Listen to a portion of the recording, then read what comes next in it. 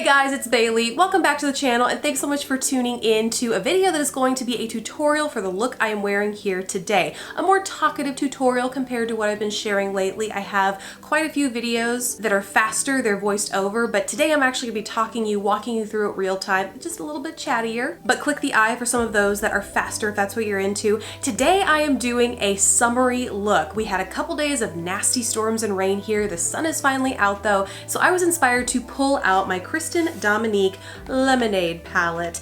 And I'm not gonna lie, it's been a while since I pulled this out. I was a little intimidated by it with all of these yellows and summery, bright, vibrant shades, especially not knowing what look I was gonna create going into it, but I have to say, pretty pleased, pretty into it. And I do feel like this is a relatively approachable or wearable look for people who might not be quite as comfortable wearing color. I don't know, let me know your opinions on it down in the comments below. But either way, I hope you enjoy the video, and if you want to see it, let's just get right into it. So first, I'm just priming my eyes with my soft ochre paint pot from MAC, giving each lid a good coating and just taking that up with my finger all the way up to beneath my brow. And before I forget to mention, because they're very bright in the viewfinder, I just put a new set of nails on today, and the style is Shocking from Impress. It's part of their new Ultra Fit collection.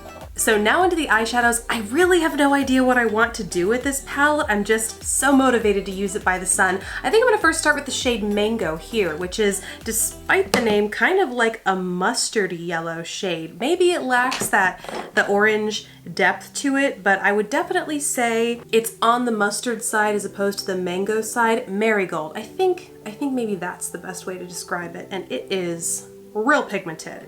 For a matte shade, this is so smooth. One of my curtains wasn't completely open over there, so I just did, and I feel like the lighting is now better, brighter, because I have gotten to where I prefer to use natural light now when I film, just because it's such an even illumination and does great things for the skin, so I use it when I can. And that was using a Sigma E35, by the way. Now I'm gonna go in with that shade Sweet Tea, which is the pretty orange shade, another matte shade in this palette, with this brush from NYX. This is their number 13 brush. It's like a fluffy, flat shader, but I really just wanna use it to pack the color just beneath the oh, that is orange. That's really orange. But I'm thinking it's time for a change up with this room in general. It's been a year since we've been in the house, and I have kind of just been using it in the state where I put everything together and was like, this'll do for a while. Well, fast forward a year and we are still in this arrangement, and I like some of it for the most part, but I've always wanted a space that's just more versatile. Like if you've ever seen when Mr. Kate made over, was it Patrick Starr's makeup room? And it's like every wall, every corner was a new and slightly different place to film. I've always wanted to try to make that happen. Like one wall that might have paper or backdrops so that I could go back and forth versus like a more casual seated location.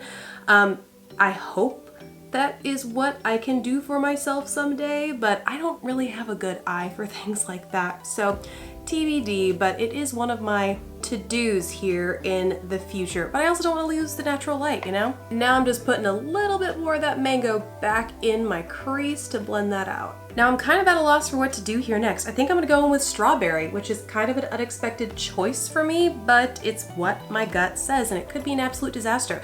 I am just gonna clean that same brush from NYX, the 13 off, on this spongy thing I got, like, well, it's a color switch that I got from Walgreens. I think it's, yes, Walgreens. Just one of my go-tos to have on hand when I am far too lazy to clean my brushes with my Cinema Secrets liquid, which is pretty much all the time. And I'm taking that shade, ooh, I might need to use a spray with this because it's a little bit more sheer, more iridescent than I thought. Let's try using a spray with that. There is a little bit more pigmentation, and I'm just blending that up and into that orange. That pigment is building up really nicely, and I'm just taking that all the way up to my crease. It blends in really well with that matte orange. Now I'm gonna add some depth to that outer corner, and it's it's called Chai Tea. It's a deep matte, well, like a somewhat deep matte mauve-y brown tone, which I think will be really complimentary of the strawberry shade, the purple and the strawberry shade that we just applied. I'm gonna pat that. This is a Smashbox full coverage shadow brush. And in addition to patting that, pulling it into my eye, like starting in the outer corner, dragging it into the rest of my eyelid, I'm also kind of taking that into the outer portion of the crease as well. Now taking an even smaller detail brush, this is the NYX number 15, I'm going in with the shade Cucumber here, which is a really pretty, kind of a mint green.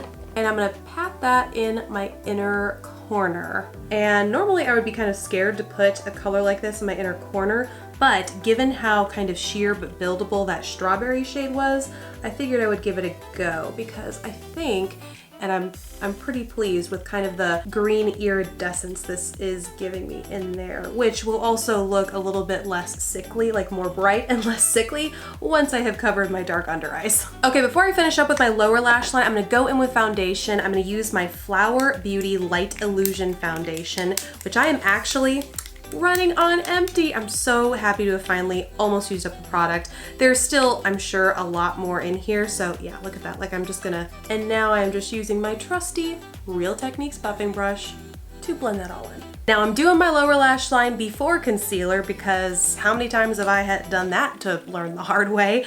I'm gonna be taking that shade Mango first back to that Smashbox full coverage shadow brush because I want a pretty broad application of that, just taking the broadest, well, the most narrow edge, which is still pretty broad, and I'm going to run that along my lower lash line. And honestly, there's still a little bit of that chai tea shade on it.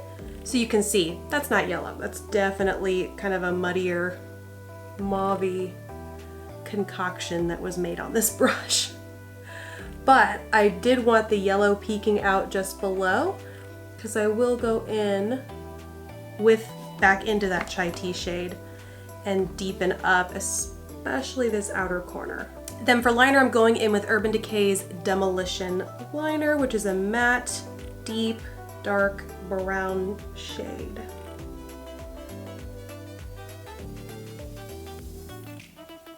Now onto concealer, going in with my e.l.f. 16 Hour Camo Concealer. I'm giving a little dot here and there and teensy dots around the rest of my face where I just want a little bit of extra coverage. And I'm using my fingers for this one. Just feels like that kind of day. This feels like that kind of foundation. And it's not quite warm enough here yet. It's only just breaking, like 80 degrees at the warmest parts of the day. But once it starts getting to, 90s, 100s for the bulk of the day, I'm gonna start needing to use a setting powder for my face, which last summer I discovered I love using the Laura Mercier Translucent Loose Setting Powder Glow version because it gives you the set that you need for your makeup but doesn't take away the glow. Especially when I do all this work with like the Flower Beauty Light Illusion Foundation to get the glow, you don't want to then take it away with matte powder. For my brows, I'm going in with my CoverGirl Ultra Fine and Define Brow Pencil. This is what I use to fill them. Ooh, we're going too fast. Need to slow it down a little bit, but I just like to breeze through my brows. Anywho, this is clearly what I like to use to fill and then define my brows, especially up here where it tends to get a little thin near the top of my arch. And then I'm going in with my Anastasia Dip Brow Gel, running that quickly through my brows. Probably faster than I should, knowing that when this catches on kind of the hairs outside of my brows, it's a disaster because it's so pigmented, it just emphasizes them and then makes my brows look super messy, but we made it. Okay, mascara. So what I've actually been liking to use lately is a primer. I dug out this Lash Paradise primer. I think the brand sent it to me a while back, and I just hadn't used it. So I thought, why not? Why not see what this in conjunction with the mascara that I already know I love does?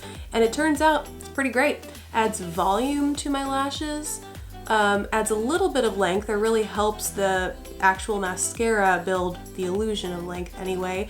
Overall, I just like the effect it gives my lashes, but it does add kind of a more complicated step in my routine because I'm not really used to needing to wait for my lashes to dry unless I'm applying falsies, whereas this is kind of like a 1-2 punch. You gotta do this, wait for it to dry, and then go in with the mascara. So gonna do this now, and then while it'll dry, while I'm doing the rest of my face. Speaking of the rest of my face, I'm keeping it simple today. I'm just gonna go in with a blush palette, specifically the blush palette that I've been dying to use ever since it came in yesterday, and I showed it in my kind of old school haul video. This is the Beauty Bakery Cotton Candy Champagne palette, a beautiful mix of shimmery blushes, and I'm gonna go in with Champagne Diet, which is the kind of brightest berry looking blush in here. Taking that on an It Cosmetics, this guy again. I feel like I pull it up all the time.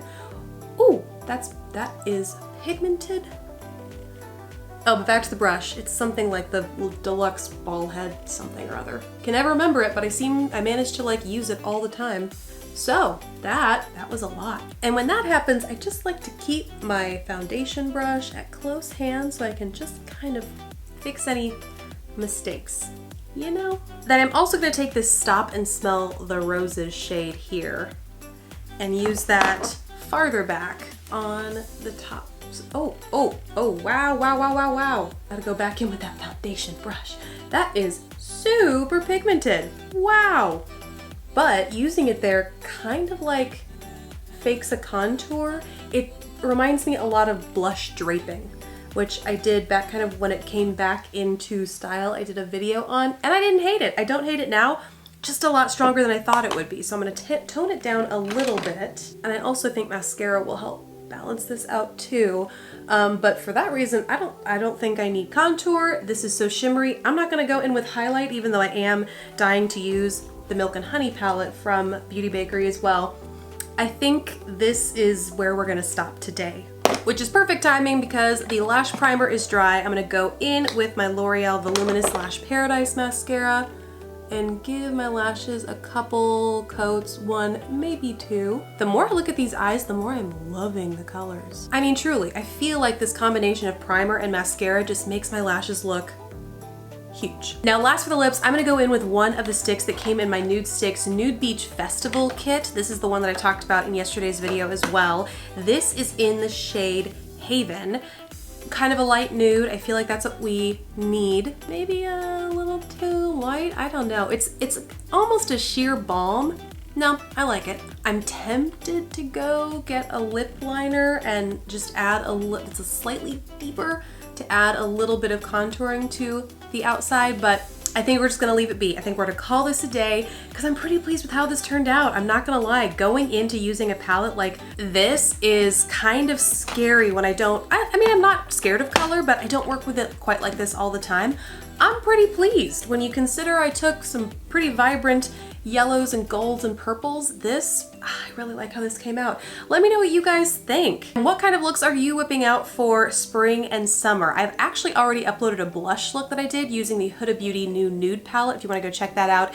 It is considerably shorter if you don't have the time for something like this, but I didn't really want to do a voiceover video today because I'm still kind of congested and that nasally, I don't think anyone would have appreciated that. So thank you guys so much for watching. I really hope you enjoyed this video, seeing the Lemonade palette in use. Let me know if you want to see any other looks using it, or if you want to see looks using other palettes that I've kind of forgotten or have been forgotten. Let me know down in the comments below. Besides that, guys, thank you so much for watching. Please don't forget to subscribe if you haven't already, and I'll catch you in the next video. Bye, guys.